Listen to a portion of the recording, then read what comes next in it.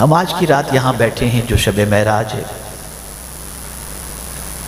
لیکن اس رات کی اہمیت کے بارے میں کبھی ہم نے توجہ نہیں دی، ٹھنڈے دماغ سے کبھی غور کیا کہ یہ کتنی عظمت والی رات ہے؟ تو میرے پیارے آقا صلی اللہ تعالی علیہ وسلم کے پیارے دیوانوں، ہم نے توجہ نہیں دی، آئے ہلڑ ہلڑ چلم چلی گئے مسجد میں، سنے پھر بھاگے، کیا ہو رہا ہے، بائک لیے ادھر ادھر گھومے، رات چلی گئی، ختم۔ آج کی رات بہت اہم رات ہے اور بہت عظمت والی رات ہے۔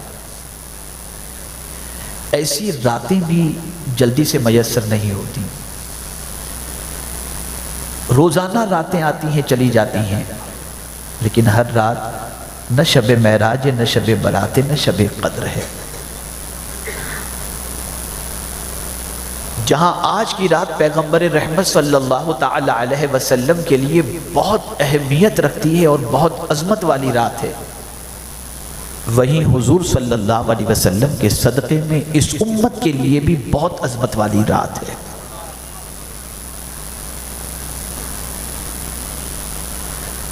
حضور صلی اللہ علیہ وسلم اللہ سے قریب ہوئے اور اپنے ماتھے کی آنکھوں سے اپنے رب کا دیدار کیا، قریب ہوئے۔ قرآن نے اس کو مینشن کیا، فَكَانَ قَابَ قَوْسَيْنِ اَوْ أَدْنَىٰ، دو کمانوں کا فاصلہ رہ گیا یا اس سے بھی کم،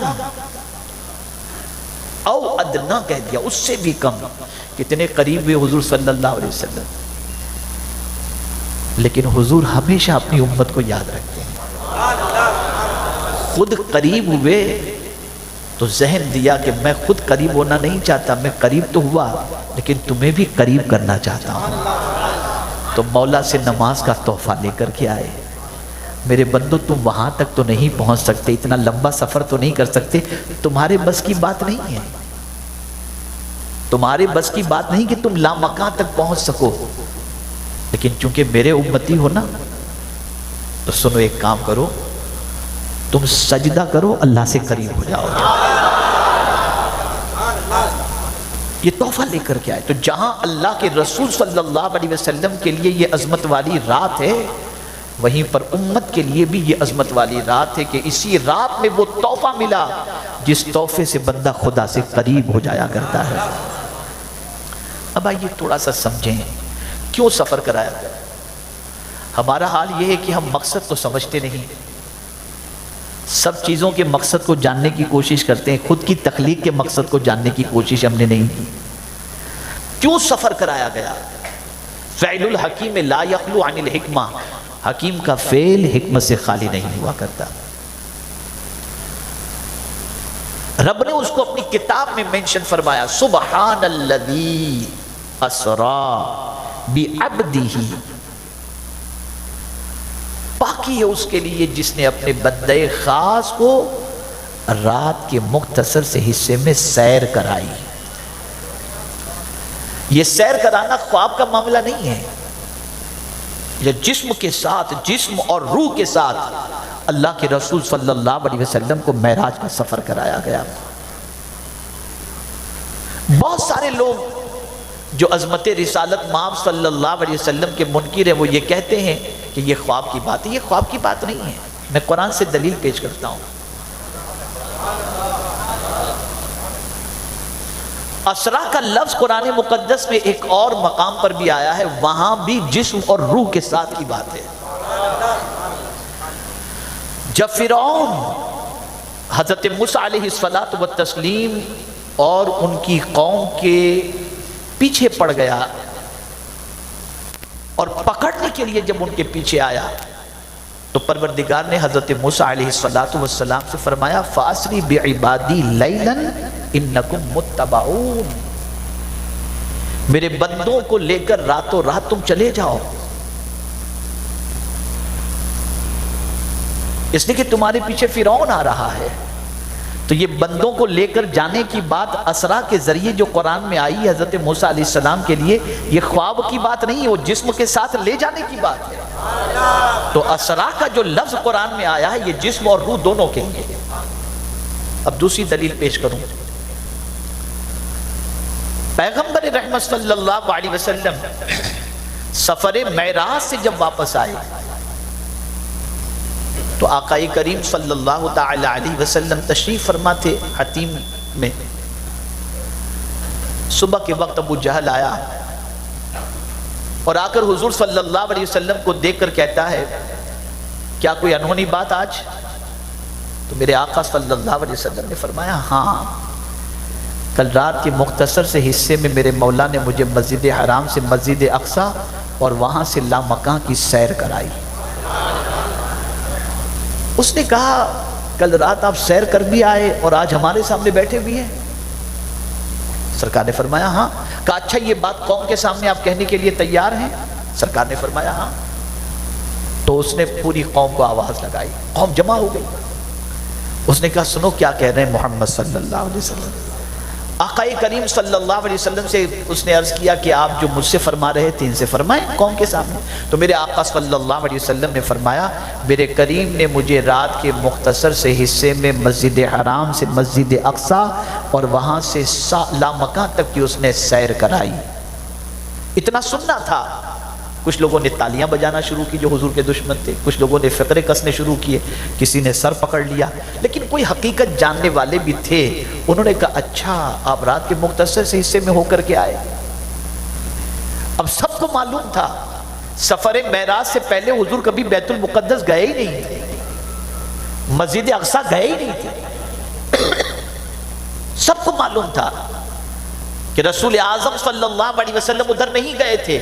تو خیال پیدا ہوا کہ اگر ہو کر کے آئے ہیں تو ذرا تفصیل پوچھ لے، اگر واقعی ہو کر کے آئے ہوں گے تو بتا دیں گے مسجد اقصی کیسی ہے. پوچھنے والے نے پوچھ لیا چلیے آپ کہہ رہے ہیں کہ رات کے مختصر سے حصے میں آپ تشریف لے گئے تھے تو ذرا بتائیے مسجد اقصی کیسی ہے. اللہ اکبر. آقا کریم صلی اللہ علیہ وسلم نے پوری مسجد اقصی کا جو نقشہ ہے ان کے سامنے کھینچ دیا سرکار صلی اللہ علیہ وسلم. اور رب قدیر جل جلالہ نے حجابات ہٹا دیے. حضور حتیم میں بیٹھ کر مسجد اقصی کو دیکھ رہے تھے. اور جب سرکار صلی اللہ علیہ وسلم نے کھڑکیاں پیلر سب جب گنا دیے اور جب بتا دیا تو ان میں سے کچھ لوگوں نے برجستہ کہا اللہ کی قسم انہوں نے جو کچھ کہا ہے وہ سچ کہا.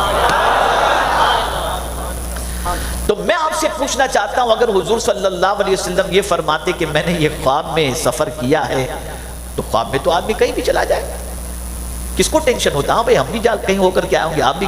لیکن یہ خواب والی بات ہوتی تو لوگ دلیل نہ مانگتے، لوگ سوال نہ پوچھتے. سوال ان کے بارے میں تمہارا فیتھ کیا ہے. تو اب فیتھ کیسا ہونا چاہیے حضور کے بارے میں یہ بھی سفر معراج میں پتہ چلا.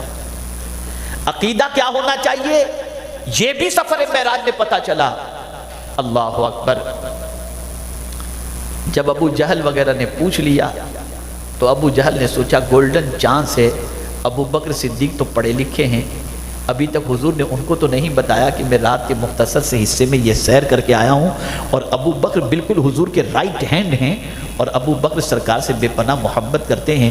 اگر ابو بکر نے حضور کا ساتھ چھوڑ دیا نا تو پھر آگے کوئی ٹینشن نہیں ہوگا. اور یہ بات ایسی ہے کہ ابو بکر جیسا پڑھا لکھا انسان حضور کے اس سفر معراج کی تصدیق نہیں کر سکتا.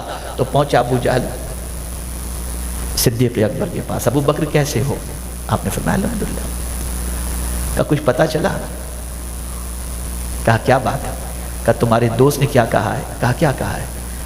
انہوں نے کہا ہے کہ رات کے مختصر سے حصے میں نہیں. اس نے دوست کے بارے میں نہیں پوچھا، پہلے یہ کہا ابو بکر ذرا بتاؤ کیا کوئی شخص رات کے مختصر سے حصے میں مسجد حرام سے مسجد اقصی تک کا سفر کر سکتا ہے؟ ابھی آج کے کسی سے سوال پوچھو تو فون کہتے ہیں کیسی بات کر رہے ہو یار. لیکن صدیق اکبر نے ذہن دیا کہ سوال کرنے والے کو بھی دیکھ لیا کرو کہ کون ہے. جیسے آج بہت سارے تبلیغی جماعت والے حضور کے بارے میں پوچھتے ہیں، کہتے ہیں اور مذاق اڑاتے ہیں معاذ اللہ، اور کبھی کہتے ہیں کہ یہ مزارات پر کیوں جاتے ہیں پتہ نہیں کیا کیا. اور آدمی ہاں یار تمہاری بات تو سمجھ میں آتی ہے، فوراً حضور کا معاملہ ہو تو سوچ سمجھ کے جواب. کہنے والا کون ہے اس کو دیکھو. تو ابو جہل نے چونکہ یہ کویشچن کیا تھا کہ ابو بکر کیا پاسبل ہے کہ رات کے مختصر سے حصے میں کوئی اتنا لمبا سفر طے کر کے آئے؟ صدیق اکبر نے نہ نہیں کہا. فرمایا ابو جہل یہ بتائیے کہا کس نے ہے؟ یہ کہا کس نے ہے؟ کہا تمہارے دوست محمد صلی اللہ علیہ وسلم نے. صدیق اکبر مسکرائے یہ تو کچھ بھی نہیں ہے، اس سے بڑی بڑی باتوں کی تصدیق میں پہلے بھی کر چکا ہوں. اور جو کچھ میرے رسول نے کہا ہے وہ سچ ہے. مولا کو ادا پسند آ گئی اور صدیق کا لقب مل گیا. تو جب بات حضور کی آئے اور معجزے کی آئے، عظمت کی آئے، تو پھر یاد رکھیں سرکار صلی اللہ علیہ وسلم کے لیے کوئی چیز ناممکن نہیں ہے. اللہ نے حضور کو طاقت عطا فرمائی ہے کہ آپ کے ذریعے ایسی چیزوں کا صدور جو عقل کو عاجز کر لے، اور عاجز کرنے کی وجہ سے ہی اسے معجزہ کہا جاتا ہے. اور میرے پیارے آقا صلی اللہ علیہ وسلم کے پیارے دیوانوں، یہ نبی سے ممکن ہے.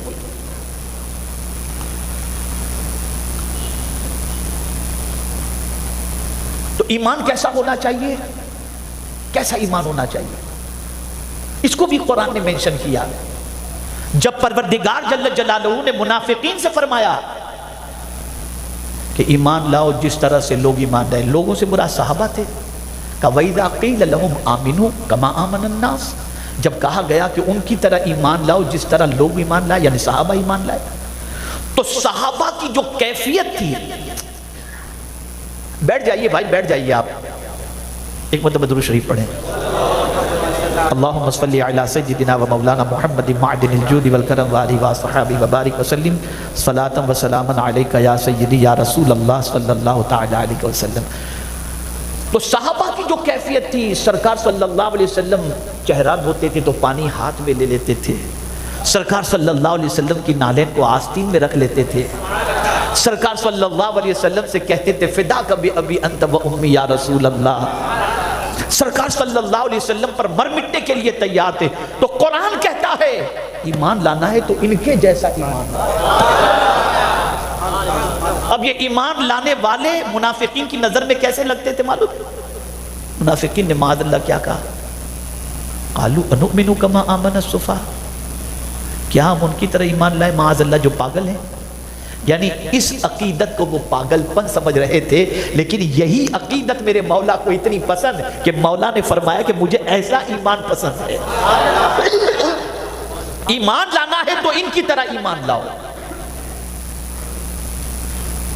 ان کی طرح ایمان لاؤ. اے رسول اعظم صلی اللہ علیہ وسلم کے پیارے دیوانوں، کم و بیش 40 روز سفر کے لگتے تھے اس زمانے میں اچھی سواری پر مسجد حرام سے مسجد اقصی.